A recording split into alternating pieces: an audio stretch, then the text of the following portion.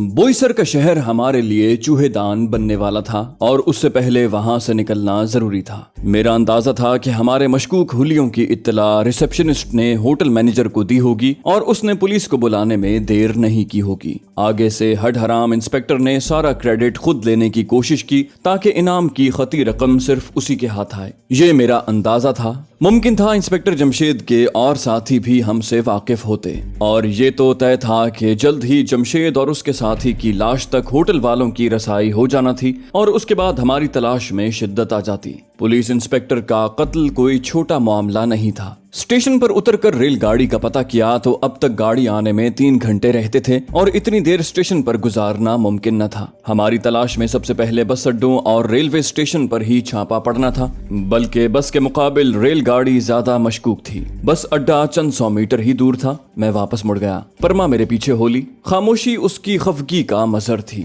मगर मेरे नजदीक उसकी नाराजगी इतनी अहमियत की हामिल नहीं थी कि मनाने की जरूरत महसूस करता। मेरी जिम्मेदारी उसकी हिफाजत और खैरियत से पाकिस्तान ले जाने की थी, ना कि उसकी नाज बर्दारी और लाड उठाने की। बस की रवानगी में भी 1.25 घंटे का वक्त पड़ा था। हर घंटे के बाद बस निकलती थी और हम 15 मिनट लेट थे। मुझे किसी जगह टिक कर बैठना गवारा न था। एक लोकल बस कंडक्टर तारापुर और वान गांव की आवाजें लगा रहा था। मैंने हाथ के इशारे से परमा को उस तरफ बढ़ने को कहा। वो बेजबान जानवर की तरह मेरे पीछे चल पड़ी। शायद उस रूट की वो आखिरी बस थी, तभी काफी रश था और कोई सीट खाली नहीं थी। एक बार तो मेरा नीचे उतरने को जी चाहा, मगर फिर हिफाजती नुक्ते नजर से बस का बेहतर होना मुझे वहीं टिकने पर मजबूर कर गया। परमा का वास्ता पहली बार किसी अवामी सवारी से पड़ा था। तभी कोई सीट खाली न पाकर वो सवालिया नजरों से मुझे घूरने लगी। मैंने बेपरवाही से कंधे उचका कर छत से मुंसलिक लोहे के पाइप को पकड़ा। होंठ भींचते हुए उसने नजरें झुका ली। 2-3 मिनट के बाद बस हिचकोला खाकर आगे बढ़ गई। गली में 9-10 सवारियां ही खड़ी थीं। उनमें परमा समेत 3 औरतें थीं। कंडक्टर हर सीट के पास जाकर किराया वसूलने लगा। मेरी नजर उसी पर थी। लोगों के किराए की अदायगी से मुझे मालूम हुआ कि बस ने तारापुर से गुजरकर वान गांव जाना था और वान आखिरी स्टॉप था। मैंने भी 2 सवारियां वान गांव कहते हुए दरमियानी मालियत का नोट कंडक्टर की तरफ बढ़ा दिया। बकिया रकम मेरे हाथ पर रख कर वो आगे बढ़ गया। ड्राइवर ने पुरशोर आवाज में इंडियन गाने लगाए हुए थे। मौसीकी को इंसान के हवास पर काबू पाने का मलिका हासिल है। खूबसूरत साज इंसान के जज्बात में हलचल मचा देते हैं और यकीनन यही वजह है कि दीन फितरत में साज बाजे से दूरी का हुक्म दिया गया है। मैं उन बोलों में खोकर अपनी मनमोहनी दुल्हन के पास पहुंच गया था। वो हंस रही थी, खिलखिला रही थी, मुझसे अटखेलियां कर रही थी। मेरी आंखें खुद ब खुद बंद हो गई थीं ताकि उसे अच्छी तरह देख सकूं। दिल के आईने में है तस्वीरें यार, जब जरा गर्दन झुका ली देख ली। 3-4 किलोमीटर चले होंगे कि अचानक परमा मुझे टकराई और साथ चिपक कर खड़ी हो गई। बस को कोई झटका भी नहीं लगा था कि उसके टकराने की तौजीह की जा सकती। ना वो ऐसा मकाम था कि उसे माजरत की सूझती या अपने किसी पुराने फेल पर नदामत की जरूरत पेश आती। मैंने हैरानी और बरहमी की मिलीजुली कैफियत से उसे घूरा, मगर वो ज़ेरे लब बड़बड़ाते हुए पीछे देख रही थी। तभी मेरी नजर ने उसकी निगाहों का ताकुब किया। उसके अकब में बड़ी बड़ी मूंछों वाला करीह शक्ल का एक मोटा ताजा जवान खड़ा था। उसकी खबासत भरी नजरें परमा के वजूद पर गड़ी थीं। एक लहजे के 1000वें हिस्से में मैं बात की तह तक पहुंच गया था। वो पहले परमा से काफी दूर खड़ा था, मगर फिर आहिस्ता आहिस्ता आगे बढ़ता हुआ उसके करीब पहुंच गया था। मेरी आंखें बंद थीं, तभी ध्यान न दे सका और उसे परमा को नाजो अंदाज में छू कर गलाजत उगलने का मौका मिल गया था। अफसोस का मकाम यह है कि सिन्फ नाजुक को ऐसे वाकयात से आए रोज वास्ता रहता है। रश में, भीड़ के मकामात पर, पब्लिक ट्रांसपोर्ट वगैरह में इंसानी शक्ल में छुपे भेड़िए इस हरकत का इर्तिकाब करते रहते हैं। औरत फितरती शर्मो हया के बायस खामोश रहती है। अगर कुछ बोल भी दे तो ढिठाई से कई जवाब उगल दिए जाते हैं। परमा बेचारी भी बेबस हव्वाजादी ही थी। मैंने एकदम परमा को बाजू से पकड़कर घुमाकर अपनी दूसरी जानिब खड़ा कर दिया। करी शक्ल मोटे के चेहरे पर शैतानी मुस्कुराहट उभरी। ताव दिलाने वाले अंदाज में उसने मूंछों पर हाथ फेरा, लेकिन वो ऐसा न भी करता तब भी मैं उसके उधार चुकाने का फैसला कर चुका था। कंधों से बैग उतार कर मैं परमा को मुखातिब हुआ, बैग को पकड़ो। और फिर पीछे घूमते हुए बरकी कौंधे की तरह मेरा दायां हाथ घूमा। जबड़ों पर लगने वाले भरपूर मुक्के ने उसे खून थूकने पर मजबूर कर दिया। उसने मुगल्लजात उगलने को होंठ खोलने चाहे तेरी तो, मगर अगला वार बहुत कारी था। मैंने एकदम उसकी टांगों के दरमियान घुटना उठा दिया। दर्दनाक आवाज से वो झुका। मैंने दूसरी बार घुटना उठाया और ठोड़ी पर लगने वाली जबरदस्त जरब से वो चारों शाने चित हो गया था। दाएं बाएं सीटों पर बैठे लोगों को जब तक इदराक होता वो अंटा गफील हो चुका था। क्या हुआ, खैर तो है, लड़ो मत, इस जैसी कई आवाजें बुलंद हुई थीं। एक औरत नफरत भरे लहजे में बोली, बहुत अच्छा हुआ, ये कमीना उसकी बीवी को छेड़ रहा था। ऐसे कुत्ते बेचारी औरतों का जीना दूभर कर देते हैं। एक दो आदमी उसे संभालने लगे। ड्राइवर ने बस रोक दी। लम्हा भर भांत भांत की आवाजें उभरी। मजरूब सर झटकता हुआ उठ बैठा। उसकी नाक और होंठों से खून बह रहा था। उठते ही उसने गुर्राते हुए धमकी दी, तुम्हें छोड़ूंगा तो नहीं। मैंने बगैर कुछ कहे उसकी तरफ कदम बढ़ाए। तभी दो तीन आदमियों ने दरमियान में आकर रुकावट डाल दी। मैंने ऐलान किया, अगले स्टॉप तक अगर तू बस में रहा तो मां कसम बस से तेरी लाश ही उतरेगी। गुस्सीले अंदाज में वो बोला, देख लूंगा तुझे। ये कहते हुए वो सूरमा पीछे को खिसका और बस के रवाना होने से पहले वो नीचे उतर चुका था। लोगों के चेहरे पर तबस्सुम आ गया था। दो लड़कों ने अपनी सीट खाली करते हुए अकीदत से मुझे दावत दी, भैया आप बेगम के साथ यहाँ आ जाएं। खुशदिली से उनका शुक्रिया अदा करते हुए मैंने परमा को बैठने का इशारा किया। वो अजीब नजरों से मुझे घूर रही थी। मेरी दावत पर उसके होंठों पर खफीफ सा तबस्सुम उभरा जिसे मैं कोई नाम न दे सका। उसके सीट संभालते ही मैं भी बैठ गया था। बस चल पड़ी। ड्राइवर ने दोबारा गाने चला दिए।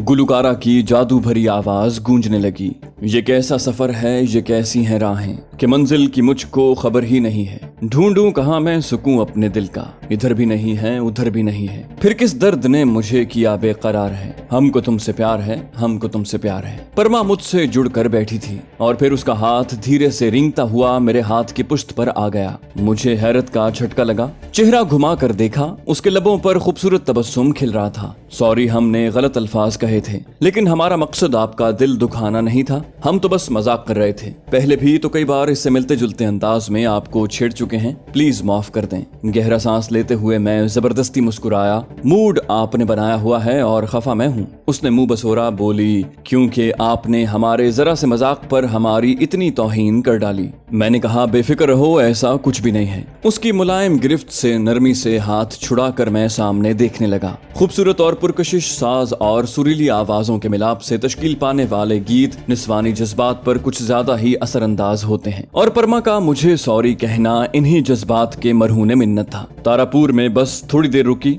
इस दौरान आधी सवारियां उतर गई थी। मजीद 20-25 मिनट के सफर के बाद आखिरी स्टॉप भी आ गया। वान गांव की आबादी इतनी ज्यादा नहीं थी। सवारियां नीचे उतरते ही घरों का रुख करने लगी। मैं गुमगू की कैफियत में था कि वहीं किसी का जबरदस्ती मेहमान बनूं या सफर जारी रखना दुरुस्त होगा। परमा खामोशी से दाएं बाएं देख रही थी। बस के तेज हॉर्न ने मुझे सोचों से निकाला। जदीद साख्त की बस को देखते ही मेरा दिल खुशी से धड़कने लगा। उससे एक दो सवारियां उतरी, तभी मैंने परमा का हाथ थाम कर अंदर की जानिब कदम बढ़ा दिए। कंडक्टर ने खाली सीट की तरफ रहनुमाई करके गोया हमें खुशामदीद कहा। परमा को शीशे वाली जानिब बिठा कर मैंने साथ वाली सीट संभाल ली। बस की हालत देखकर मुझे लगा कि वो लंबे रूट की बस है, हालांकि वो लोकल सड़क थी। मुंबई दिल्ली हाईवे हमारे शर्की जानिब तकरीबन 20-25 किलोमीटर दूर होगी। कंडक्टर करीब आया। जी बाऊ। उसने टिकट बुक निकाली। मैं मुस्तफसिर हुआ, ये कहाँ तक जाएगी? वो हंसा, बोला, अपना बताएं, ये तो बहुत आगे तक जाएगी। मैंने भी दांतों की नुमाइश करते हुए कहा, हमने भी बहुत आगे तक जाना है दोस्त। उसने इंकशाफ किया, अहमदनगर तक जाएंगे। मैंने हैरानी जाहिर की, लोकल सड़क पर? उसने नफी में सर हिलाया, बोला, आमबोली तक लोकल सड़क है, आगे मुंबई दिल्ली हाईवे पर चढ़ जाएंगे। अस्बात में सर हिलाते हुए मैं किराया पूछने लगा। किराया अदा करके मैंने टिकट वसूल किए। बैग को कदमों में रखा कि डिग्गी में रखना नहीं चाहता था और बस के अंदर बने खानों में नहीं आ सकता था।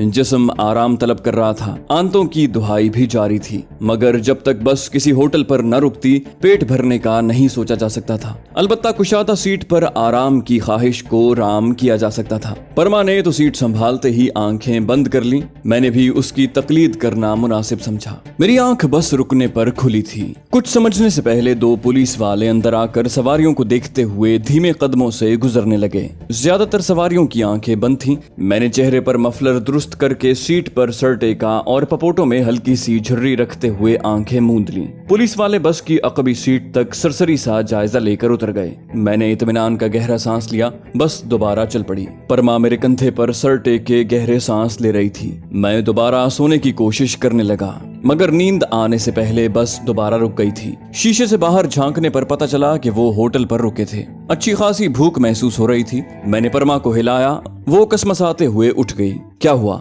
अंगड़ाई को बाजू उठाते हुए उसने मस्किनत से पूछा। मैंने कहा बस होटल पर रुकी है, कुछ खाने को जी चाह रहा है तो आ जाओ। बोली हमें खास भूख तो नहीं है, अलबत्ता खा लेते हैं। वो खड़ी हो गई। यकीनन दोपहर को गणपत राय की लाई बासी रोटियों और फिर चिप्स निम्को वगैरह से उसका पेट भरा हुआ था। अलबत्ता मैंने 2-3 निवालों और बिस्किट के एक पैकेट के अलावा कुछ नहीं खाया था, जबकि भाग दौड़ कुछ ज्यादा ही कर ली थी। हम नीचे उतर आए। ठंडी हवा चल रही थी जिसमें बारिश की निहायत बारीक बूंदें भी शामिल थीं। हम कांप कर रह गए। वो कपकपा कर बोली बहुत सर्दी हो गई है। मैंने कहा बारिश और हवा ने काम खराब कर दिया है। उसने बैतुल खला की तलाश में नजरें घुमाई। बोली हमें ताज़ा दम होना है। मैं एक बैरे से रहनुमाई लेकर उस तरफ बढ़ गया। ताज़ा दम होकर हमने पुरतकल्लुफ खाना खाया और चाय की 2-2 प्यालियां मेदे में उंडेली के चाय की सख्त हाजत महसूस हो रही थी। सवारियां 2 बार बस में बैठने लगी थीं। हम भी अंदर आ गए। खुशगवार हिद्दत को महसूस करते ही हथेलियां रगड़ते हुए उसने तबसरा किया, लगता है स्वर्ग में आ गए हैं। मैं सीट संभालते हुए हंसा।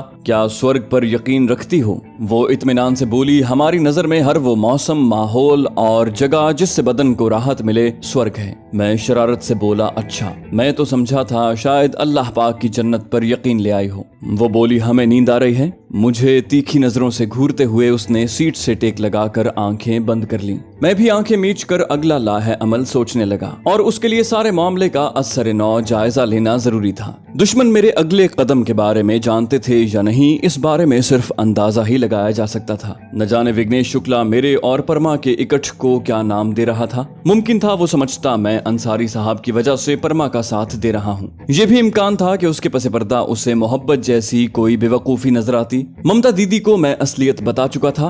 करण चावला भी नावाकिफ नहीं लगता था, लेकिन करण चावला विघ्नेश शुक्ला को हकीकत बता चुका था या नहीं, इस बारे में कुछ नहीं कहा जा सकता था। करण चावला जैसे लोग ऐसे राजों को तुरुप के पत्ते के तौर पर छुपा कर ही रखते हैं। जैसे राजपूत मुझे बता चुका था कि करण चावला के पास ऐसा मवाद मौजूद था जिससे वो शुक्ला को ब्लैकमेल कर सकता था। तब तो पता नहीं था, लेकिन अब मैं अंदाजा लगा सकता था कि इस मवाद में परमा की मां के कत्ल के बारे में भी तफसील मौजूद होना थी। पहले मैंने मुंबई आगरा नेशनल हाईवे पर फरार होने की कोशिश की थी और अब मैं मुंबई दिल्ली हाईवे पर महवे सफर था। दुश्मनों के पास मेरा आखिरी सुराग बोईसर शहर का होटल था जहां मैं इंस्पेक्टर को कत्ल करके भागा था। वहां से आगे अपने तईं तो मैंने कोई सुराग नहीं छोड़ा था, लेकिन ढूंढने वाले भी कोई दकीका फरोगुजाश्त नहीं कर रहे थे। सोने पर सुहागा, इनाम की खती रकम, परमा अंसारी का पुरकशिश और मासूम चेहरा और जज्बात में हलचल मचाने वाला खुशनुमा बदन था। विघ्नेश शुक्ला ने अपनी बरात साबित करने को भांजी की बेहुरमती और मौत की तजवीज की थी, लेकिन सुनने वालों तक वो बात विघ्नेश शुक्ला की बजाय दूसरों के वास्ते से पहुंचती थी और तलाश करने वालों को तरगीब देने को सारी बात किसने समझाना थी। बस मुख्तसरन बताया जाता कि दौलत भी है और साथ पुरकशिश राजकुमारी का शबाब भी है। दलील के तौर पर परमा की तस्वीर दिखा दी जाती, वो लड़की जिसे धीरेंद्र शुक्ला की हयात में कोई नजर भर कर नहीं देख सकता था, अब उसे देखना क्या बरतने की भी इजाजत दे दी गई थी और इस कमीनगी में कामयाब होने वाला इनाम का हकदार भी ठहरता। अगर बनज़रे इंसाफ देखा जाता तो विघ्नेश शुक्ला ने अपने दामन को हल्की छींटों से बचाने को इस मुसीबत में गर्दन फंसाई थी। अगर वो बाप की मौत के बाद एहतियात वगैरह के चक्कर में पड़े बगैर परमा को कत्ल करवा देता तो नौबत यहाँ तक न आती, लेकिन वो ऐसा न कर सका। इसकी एक बड़ी वजह मेरा अपने मिशन को राज रखना भी था। धीरेंद्र शुक्ला, करण चावला और मेरे दूसरे दुश्मन यही समझते रहे कि मैं पाकिस्तानी जासूस हूँ और अपना असल काम पसे पुश्त डाले लॉरा ब्राउन के इश्क में मुब्तला होकर उसके साथ मिल गया हूँ। इस सोच को तकवीत डॉक्टर सुजाता की बेवकूफी ने भी दी थी कि उसकी गलती की वजह से परमा को कैद से फरार का मौका मिला, जिससे धीरेंद्र शुक्ला और दूसरों ने ये समझा कि उसे हमने अपना मकसद पूरा करने के बाद आजाद किया है। धीरेंद्र शुक्ला के तईं हमारा मकसद दौलत का हुसूल था। उसकी मौत के बाद विघ्नेश शुक्ला पर यह इंकिशाफ हुआ कि हम दौलत के साथ धीरेंद्र शुक्ला की मौत के भी ख्वाह थे, मगर अंसारी साहब की जात तक उसे फिर भी रसाई न हुई। तभी उसने एक तीर से 2 शिकार करने का सोचा और परमा का कांटा निकालने के साथ बाप के कातिल यानी मुझे भी अंजाम को पहुंचाना चाहा, लेकिन उस बेवकूफ को ये मालूम न था कि उसकी वजह से मेरा काम आसान हुआ था। दौलत और जायदाद भी इंसान को जिल्लत की गहराइयों में गिरा देते हैं। धीरेंद्र शुक्ला के गुमान में भी नहीं था कि अपनी नवासी के नाम इतनी ज्यादा दौलत और जायदाद करके वो उसकी दर्दनाक मौत का इंतजाम कर रहा है। अलबत्ता परमा की खुशबख्ती थी कि उसके बाप का मुकर्रर किया बंदा यानी खाकसार उसकी मदद को मौजूद था। और अल्लाह पाक ने मेरी कोशिश को कामयाबी से हमकनार किया था कि मैंने न सिर्फ परमा को हासिल कर लिया था बल्कि उसे अपना हमनवा भी बना लिया था। अगर उसके सामने मैं शुक्ला का जुर्म साबित न कर सकता तो उसे कभी साथ चलने पर आमादा नहीं कर सकता था। यूं मुझे दोहरी मुश्किलात का सामना करना पड़ता। बस तेज रफ्तारी से महवे सफर थी और उससे कई गुना ज्यादा तेज रफ्तारी से ख्यालात मेरे दिमाग में चकरा रहे थे। परमा सो गई थी। उसका सर धीरे धीरे सरकता हुआ मेरे कंधे पर आन टिका था। बाहर के मौसम की वजह से बस के अंदर की हिद्दत कुछ ज्यादा ही खुशगवार महसूस हो रही थी। मेरे अंदाजे में हम महाराष्ट्र रियासत से गुजरात में दाखिल हो गए थे, जिसे पाकिस्तान में सूबे कहते हैं, इंडिया में रियासतें पुकारी जाती हैं। इंडिया की 28 रियासतें हैं। मुंबई रियासत महाराष्ट्र का दारुल खिलाफा है और गुजरात का दारुल खिलाफा गालिबन गांधीनगर है। अचानक बस की रफ्तार कम हुई और हल्के से हिचकोले के साथ बस रुक गई। मैंने खिड़की का पर्दा हटाकर देखा। पुलिस चेक पोस्ट को देखते ही मैं चौकन्ना हो गया था। बस का दरवाजा खुदकार अंदाज में खुला। दो जवान, जिनमें एक वर्दी वाला और दूसरा सादा कपड़ों में मलबूस था, अंदर दाखिल हुए। ड्राइवर ने तेज बत्तियां रोशन कर दी थीं। मैंने चेहरे पर मफलर दुरुस्त करके सीट से सर टेका और अध खुली आंखों से उनकी तरफ मुतवज्जे हो गया, मगर इस बार मामला मुख्तलिफ नजर आया। पहली सीट ही से वो लोगों के शनाख्ती कार्ड देखने लगे। एक दो को उठाकर उसकी तलाशी भी ली। मैं शशोपंज में पड़ गया था कि क्या करूं, भागने की कोशिश या चुप साध कर नसीब आजमाऊं। परमा ने हल्के से बड़बड़ा कर करवट बदलने की कोशिश की और कसमसा कर आंखें खोल दी। मैं उसकी तरफ मुतवज्जे हुआ। अपना सर मेरे कंधे पर रख कर वो झिझक कर सीधी हो गई। बोली, सॉरी, हमें नींद में ख्याल नहीं रहा। उसने नदामत जाहिर की। मैंने सरगोशी की, आंखें बंद करके दोबारा लेट जाओ, पुलिस वाले चेकिंग कर रहे हैं। सूरत से टेक लगाते उसने आंखें मूंद ली। उसकी तेजी पर मेरे होंठ हंसने के अंदाज में खुल गए थे। हमसे 2 सीटें छोड़कर एक नौजवान जोड़ा बैठा हुआ था।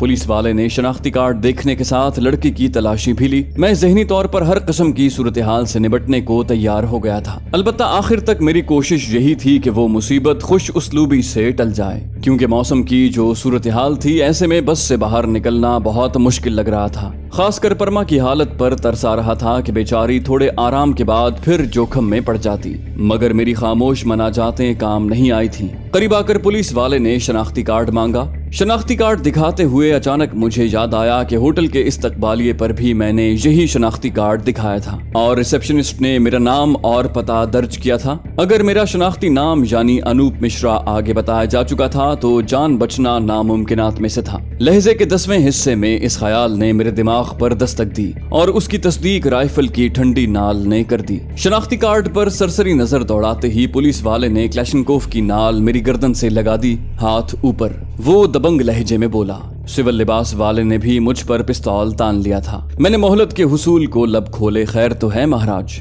पुलिस वाला धाड़ा, सुना नहीं, हाथ ऊपर। उसका अंदाज खुसूसी तरबियत याफ्ता होने की चुगली खा रहा था। मुझे लगा वो स्पेशल पुलिस वाला है। तभी तो राइफल की बजाय क्लैशनकोफ से मुसल्ला था। यकीनन मेरे साबिका करतूतों से वो नावाकिफ नहीं थे, तभी जरा भी लचक नहीं दिखा रहे थे। मैंने हाथ ऊपर कर दिए। सादा लिबास वाले ने महारत से मेरी जेबें थपथपाई और ग्लॉक के अलावा नेफे में उड़सा रिवॉल्वर भी बरामद कर लिया। कोई गुंजाइश बाकी नहीं रही थी। पुलिस वाले ने बाआवाज़ बुलंद ऐलान किया, कोई भी अपनी जगह से उठने की कोशिश न करे, तमाम लोग आराम से बैठे रहें। फिर मुझे मुखातिब हुआ, जरा सी गलत हरकत तुम्हें हलाकत में डाल सकती है, यूं ही हाथ बुलंद किए बाहर आ जाओ। मैंने कदम सीट से निकाले। सादा लिबास वाले ने इससे पहले ही मेरे कदमों में रखा SR1 का बैग उचक लिया। तुम भी बाहर आ जाओ लड़की। वर्दी वाले ने क्लैशनकोफ की बैरल से परमा को टहूका दिया। वो सहमी हुई बैठी थी, चेहरे पर हवाइयां उड़ रही थीं। उन्होंने परमा की तलाशी लेने की कोशिश नहीं की थी। बिलाशुबा हमारे बारे में वो तफसील से जानते थे।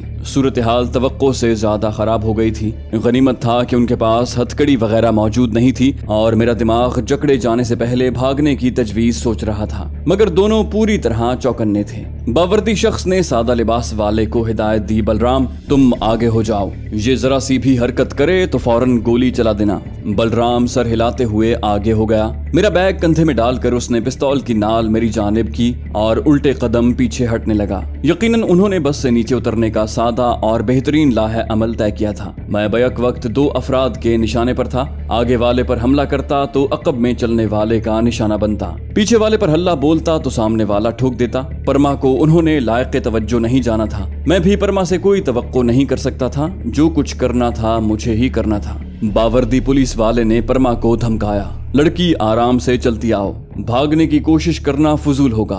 हालांकि मुझे ये कोशिश फजूल लगी थी, क्योंकि वो पहले ही इतनी खौफजदा थी। मुझे पटर पटर जवाब देने वाली को दुश्मनों को देखते ही सांप सूंघ जाता। करण चावला और मेरी लड़ाई के दौरान उसे हथियार पर कब्जा जमाने की मुकम्मल आजादी थी, मगर नेकबख्त ने अपनी जगह से जुम्बिश भी न की। बलराम 2-3 सीढ़ियां उतरकर बस के दरवाजे से बाहर निकला और 3-4 कदम हट कर खड़ा हो गया। उसके पिस्तौल का रुख मेरी जानिब था। मैंने बाहर निकलकर सामने देखा। 20-25 कदम दूर चेक पोस्ट का कमरा था, जहां रोशनी हो रही थी। बल्ब की रोशनी के साथ आगे की सुर्ख लपेटें भी नजर आ रही थीं। मौसम का लिहाज रखते हुए उन्होंने आग जलाई हुई थी। वही 20-25 कदम का दौरानिया मेरे पास मोहलत थी। मेज के गिर्द 4 अफराद कुर्सियां डाले बैठे हुए थे। वहां पहुंचने के बाद मज़ाहमत करने का सोचा भी नहीं जा सकता था, और मेरे बारे में तो यकीनन उन्हें सख्ती से अहकामात मिले होंगे। ये भी मुमकिन था कि चेक पोस्ट में पहुंचते ही मुझे मजीद जिंदा रहने की इजाजत न दी जाती, और मेरी मौत के बाद परमा के साथ उन्होंने जो कुछ करना था वो पहले से तय था। अगले दिन टीवी पर 2 लाशें दिखाई जाती।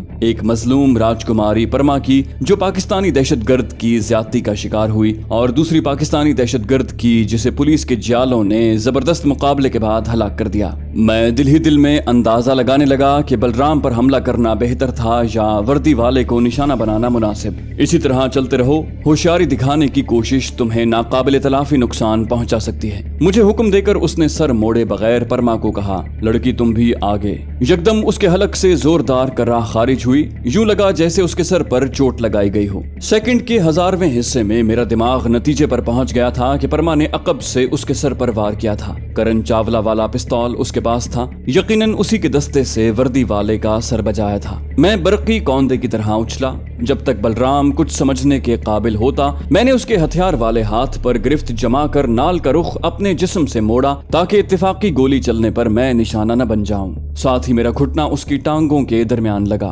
बलराम के होंठों से अपने साथी से भी बुलंद कराह खारिज हुई थी। एकदम वो रुकू के बल झुक गया। उसके हाथ से पिस्तौल झपटते हुए मैंने पीछे देखा। वर्दी वाला औंधे मुंह गिर चुका था। परमा पिस्तौल को नाल से थाम कर हक्का बक्का खड़ी थी। दिल चाहा उसे 21 तोपों की सलामी पेश करूं। उसने मेरा काम निहायत आसान कर दिया था। पिस्तौल के दस्ते से बलराम का सर बजाते हुए मैंने उसे अंटा गफील किया और उसकी जेब से अपने हथियार बरामद करके उसका पिस्तौल दूर फेंक दिया। फिर बैग को कंधों में डालकर मैंने वर्दी वाले के हाथों से क्लैशनकोफ ली। परमा अब तक सरासीमा सी खड़ी थी। मैंने उसे हौसला देते हुए कहा, शाबाश राजकुमारी, अब बस में सवार हो जाओ। बस वालों को सूरत हाल का इल्म नहीं था। 1 मिनट के अंदर ये सारी कार्रवाई मुकम्मल हुई। परमा लरसती हुई बस में घुसी। मैंने दरवाजे पर खड़े होकर ड्राइवर को धमकाया, उस्ताद जान प्यारी है तो बस चलाओ, अड़ी करने की कोशिश तुम्हें हलाक कर देगी। क्लैशन की नाल को अपनी जानिब उठा देखकर ड्राइवर ने फौरन बस चला दी। भिनभिनाहट बुलंद हुई। लोग सूरत हाल जानने को बेचैन हुए। इक्का दुक्का औरतों ने रोना शुरू कर दिया था। मैंने एहतियातन क्लैशनकोफ कॉक की। तरबियत यही बताती है कि सबसे पहले हथियार का लोड अनलोड होना जांचा जाए। चूंकि क्लैशनकोफ पहले से कॉक थी, इसलिए चैम्बर में मौजूद गोली इजेक्शन स्लॉट के रास्ते निकलकर बाहर जा गिरी। सेफ्टी कैच सिंगल फायर पर सेट था। बस की रफ्तार पकड़ने से पहले मैंने वहां मौजूद 2 जीपों के टायरों को बारी बारी निशाना बना दिया। फायर की आवाज और फिर टायरों के धमाकों ने चेक पोस्ट में मौजूद आदमियों को सरासीमा करने के साथ बस की सवारियों को भी हिला दिया। औरतें बाआवाज़े बुलंद चीखने लगी। बच्चों ने रोना शुरू कर दिया। मैं जोर से धाड़ा, खामोश, चुप हो जाएं सब लोग। बच्चों का रोना जारी रहा, मगर औरतों ने लबों पर हाथ रख कर चुप साध ली। मैंने फौरन ऐलान किया, किसी को भी नुकसान नहीं पहुंचाया जाएगा। हमने चंद किलोमीटर से ज्यादा बस में सफर नहीं करना। तमाम लोग बेफिक्र होकर और आराम से बैठें। आप यरगमाली हैं और ना हम दहशतगर्द। लोग बेयकीनी से मुझे देख रहे थे। परमा पिस्तौल पकड़े हैरान खड़ी थी। उसने दुश्मन पर तो वार करके उसे वक्ती तौर पर नाकारा कर दिया था, मगर अब सूरत हाल उसकी समझ से बाहर थी। ये भी उसका हौसला और हिम्मत थी कि उसने बरवक्त फैसला करते हुए अमल भी कर दिया था।